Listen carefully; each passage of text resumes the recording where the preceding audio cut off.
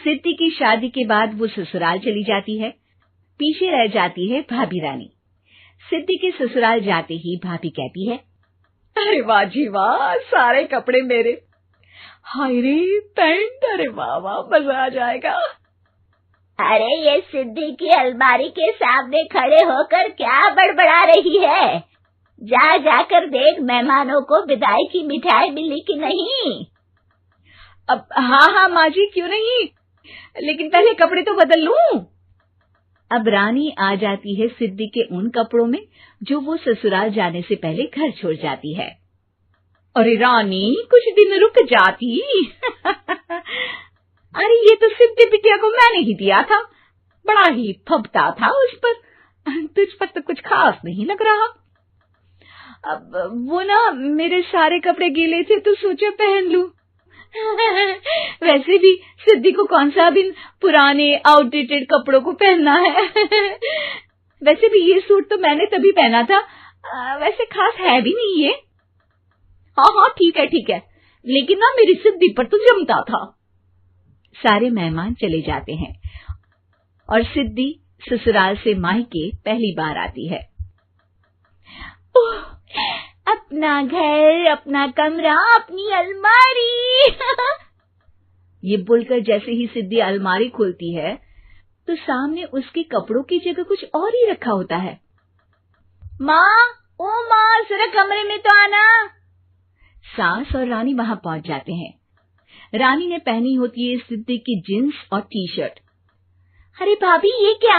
ये तो मेरी बड़ी ही महंगी टी शर्ट है, इसे आपने घर में क्यों पहनी है? अरे बहुत मिलती है दीदी ये चौक की मार्केट में, 150 में।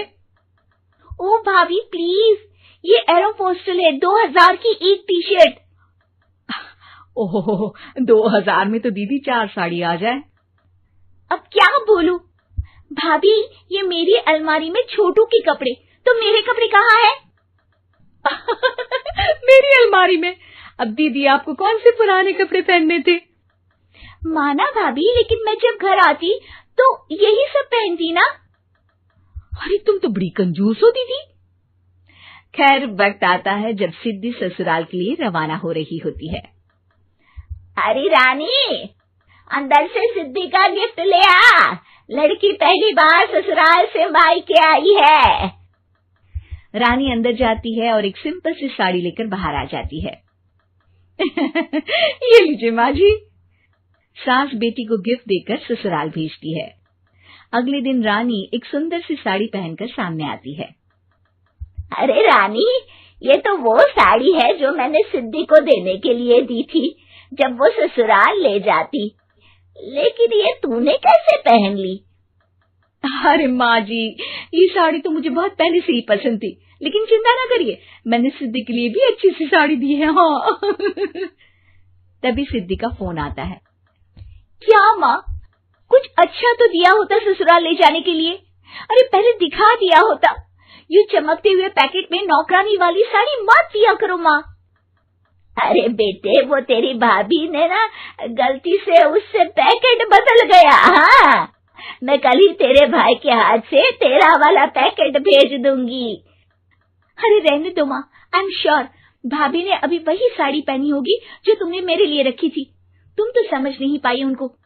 खैर छोड़ो, मैं ज्यादा बोलती अच्छी नहीं लगती, रहने दो, आपको उन्हीं के साथ रहना है, फिर बात करेंगे। सास को रानी पर गुस्सा आ जाता है। वो उसके कमरे में जाती है जहाँ वो शादी का एल्बम देख रही होती है। रानी, मार्केट जाकर एक ऐसी ही साड़ी लेकर आ, कल प्रतीक जाकर सिद्धि के घर दे आएगा। अरे क्यों माँ जी, कितनी साड़ी देनी है दीदी को? यहाँ कोई सेल लगी है क्या? अरे चुप कर, मेरे बेटी के हिस्से की साड़ी खुद पहन ली, अब ज्यादा ज्ञान बांट रही है। एक दिन सिद्धि का फोन आता है। माँ, मेरी सास ने आप सबको खाने पर बुलाया है। सारे लोग सिद्धि के ससुराल पहुँचते हैं। खाना खाकर वो लोग निकल रहे होते हैं कि सिद्धि की सास सभी को गिफ्ट देती है। अरे बहन जी, बेटी के घर का खाना खा लिया, यही बहुत है जो आप ऊपर से गिफ्ट भी दे रही है। अरे बहन जी, आप भी कहाँ इन बातों पर विश्वास कर रही हैं। सास सभी को गिफ्ट देती है, लेकिन रानी को जो साड़ी देती है वो अजीब सी हरे रंग की लाल रंग के बड़ी छाप वाली होती है। अरे छी, ये कौन पहनेगा? सासू माँ को तो जरी वाली इतनी सुंदर और मेरे लिए ये नौकरानी वाली। अरे भाभी, दरअसल मैं जब भी घर आती थी आप वापसी में ऐसी ही साड़ी देती थी ना, तो माँ ने सोचा कि आपको आपकी पसंद की ही साड़ी क्यों ना दी जाए। बेचारी रानी, बोलती भी तो क्या।